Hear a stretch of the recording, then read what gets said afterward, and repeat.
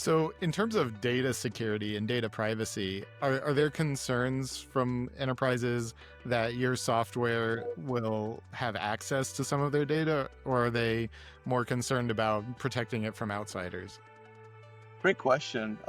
We are seeing some movement on the international scene where they're looking to have their data a little bit closer to home. In terms of we'll say the privacy folks, at the business, they confirm that we're not taking any of their user data. We actually used to capture encryption keys, which we used to decrypt, right? And then that didn't work anymore. The hackers learned that just having the key doesn't work anymore after a while.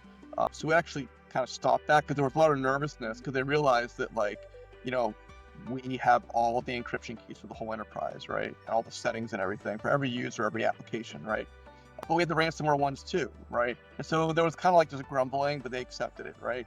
But then after it didn't work for ransomware anymore, all we had were just collection on people's activities and encryptions and everything, right? And so at that point, I asked a lawyer just to make sure, and they were kind of like, "Yeah, that's shouldn't be doing that," that.